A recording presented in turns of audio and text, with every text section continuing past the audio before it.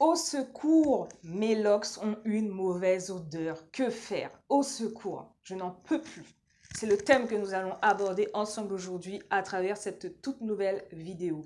Mais avant de démarrer ce sujet vraiment hyper intéressant, je vous invite, comme d'habitude, à vous abonner si ce n'est pas encore fait, à liker, à partager cette vidéo et bien sûr, n'oubliez surtout pas d'activer la petite cloche pour être au courant des vidéos à venir sur notre chaîne YouTube Naturel Univers. C'est très important.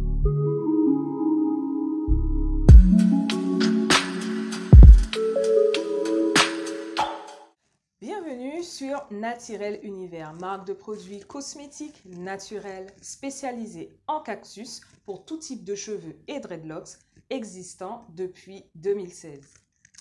Alors, le premier point que nous allons aborder ensemble, nous allons déjà parler de la fréquence de vos shampoings. Donc, vous portez des locks ou bien vous êtes peut-être sur le point d'en faire prochainement. C'est un point également qui est très important. Donc, il y a des avis divergents concernant la fréquence des shampoings. Je pense que vous avez dû déjà entendre pas mal de versions différentes. Moi, je vous donne mon point de vue en tant que professionnel des cosmétiques depuis maintenant plus de 10 ans et ayant une marque de produits cosmétiques depuis 6 ans. D'accord? Donc, lorsqu'on porte des locks, bon, vous avez vu, moi je porte mes locks, c'est important effectivement de pouvoir faire les shampoings. D'accord? Ce qu'on préconise, nous, à Naturel Univers, en général, si vous avez déjà des locks matures, c'est-à-dire des locks déjà bien formés, vous n'êtes pas en démarrage de locks, vous pouvez quand même faire un shampoing, on va dire, 1 à 2 fois par mois, d'accord? Mais un bon shampoing, un vrai shampoing qui vous permette vraiment de bien nettoyer en profondeur vos locks. Voilà ce que moi, je peux vous dire aujourd'hui concernant la fréquence des shampoings.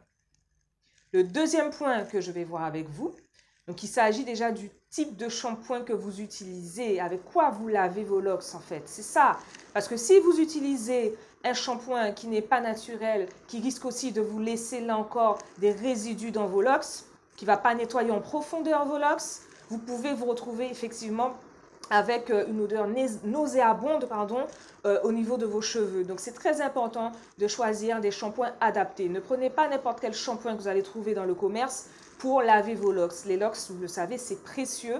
Il faut les laver correctement.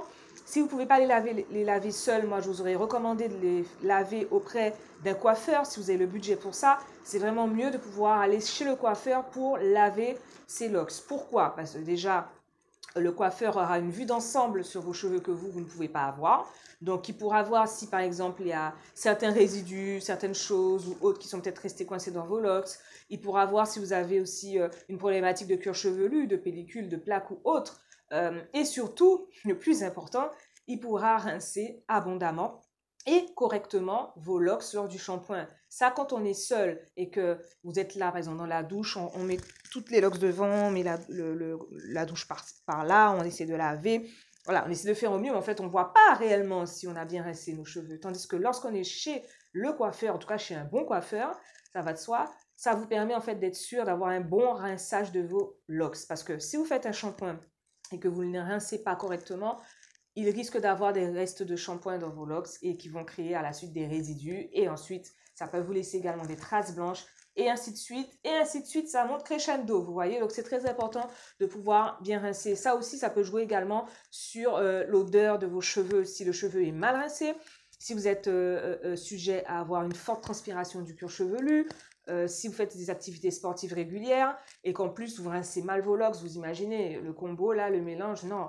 Donc c'est vraiment très important de pouvoir faire un shampoing à des fréquences correctes et aussi utiliser des shampoings adaptés qui ne laissent pas de résidus et surtout des shampoings naturels pour vos locks.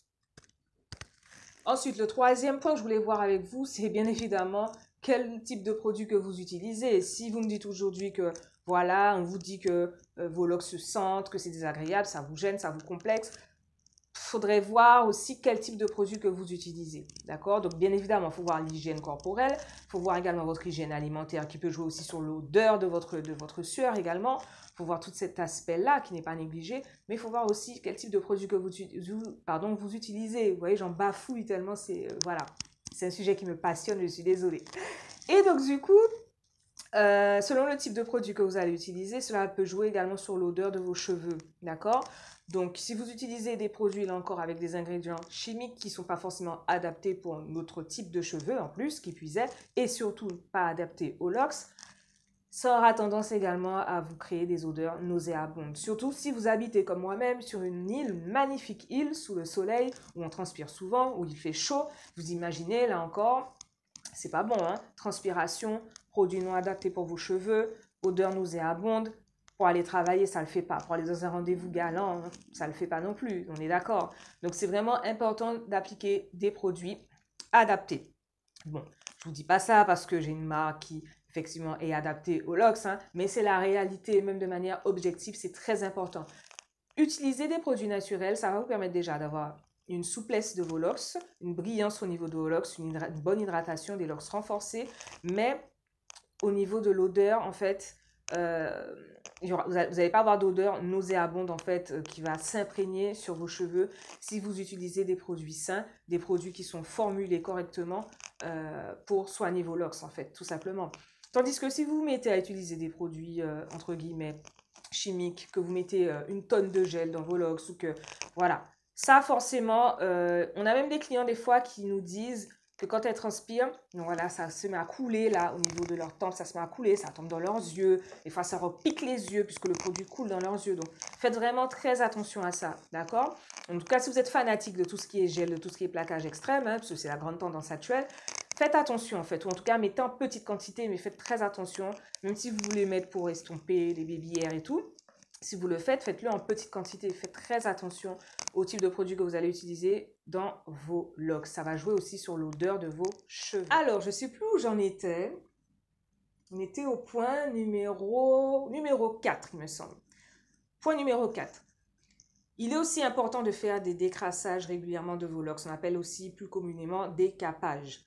Là aussi, c'est toujours mieux d'aller chez un professionnel pour le faire parce qu'il y a des techniques, il y a une manière de le faire. Voilà, tout ça, là encore, c'est mieux de le faire auprès d'un professionnel des locks, d'accord? Décapage, vous avez des personnes qui vont utiliser de l'eau chaude, donc ils vont mettre dans une bassine de l'eau chaude avec du citron, de la bicarbonate, d'accord? Et des fois des huiles essentielles, et elles vont laisser tremper les locks dedans. Vous avez des personnes qui vont se mettre à frotter, frotter, frotter, et vous allez voir que l'eau va devenir très, très noire parce que ça décrasse vraiment en profondeur les locks, ça les nettoie complètement, à condition, bien sûr, que vous n'avez pas un surplus de résidus restés coincés dans vos locks. Parce que si vous avez utilisé des produits qui n'étaient pas bons pour vos locks, hein, des produits non naturels sur des années et qui ont dû peut-être s'encrasser au fil du temps dans vos locks, ça va être compliqué même avec les décrassages de pouvoir les enlever. Vous avez des clients, par exemple, qu'on connaît qui ont dû faire des colorations par-dessus pour cacher la poussière qui est à l'intérieur des locks. Vous voyez, donc pour éviter d'arriver à ce stade-là, c'est vraiment important d'utiliser les bons produits. Le décrassage, ce serait bien de le faire 1 à 2 fois par an. Pas trop, parce que ça peut être quand même assez agressif. Je vous ai dit, il y a de la bicarbonate, on met aussi des fois du vinaigre, du citron, de l'eau chaude et des fois de l'huile essentielle. Donc, il faut connaître le dosage, il faut le faire vraiment de manière minutieuse. Et donc voilà, mais c'est vrai que ça nettoie très bien les locks. Et suite à ça, quand vous faites votre décrassage, pardon, vous faites un bon shampoing derrière ça pour avoir des locks clean, nets et propres. Et en appliquant également cette technique de décrassage régulièrement, vous n'allez pas avoir d'odeur dans vos locks en fait. Si vous avez, après tous les conseils que je vous ai donnés, vous continuez à avoir des odeurs nauséabondes dans vos locks, c'est qu'il y a un souci. D'accord? Il faudrait même peut-être aller consulter un médecin à ce niveau-là, dans ces cas-là. D'accord? Donc, en conclusion, faites très attention pour tout ce qui est odeur des locks. Je reprends pour vous. La fréquence de vos shampoings, le type de shampoing que vous utilisez, le type de produit que vous utilisez et bien sûr, il faut faire également les décapages régulièrement de vos locks. Voilà, j'espère qu'avec ces conseils, ça aura pu vous aider, que vous allez pouvoir y voir plus clair parce que je sais qu'on est rempli de conseils à gauche, à droite. Là, je vous parle en connaissance de cause puisque je porte des locks. J'en ai porté pendant 11 ans. Je les ai enlevés. Là, je les ai refaites. Ça va faire 4 ans cette année. Et je suis dans le milieu cosmétique, donc je sais de quoi je vous parle. Et je sais ce que nous, les locksés, on recherche pour nos cheveux. Voilà. Donc, écoutez, si cette vidéo vous a plu, je vous invite à vous abonner, à liker, à la partager, surtout commentez également, laissez-nous vos avis en commentaire. Et si vous avez besoin d'avoir plus d'informations concernant nos produits, concernant nos prestations, puisqu'on propose également des coachings capillaires, je vous invite à cliquer dans la barre de description qui est située juste en bas de la vidéo, afin que vous puissiez avoir les informations et surtout, inscrivez votre mail également pour recevoir nos newsletters, pour ne plus rien rater de notre actualité et aussi pour être au courant des prochains produits à venir qui sortiront bientôt. Voilà, je vous remercie pour votre fidélité et je vous dis à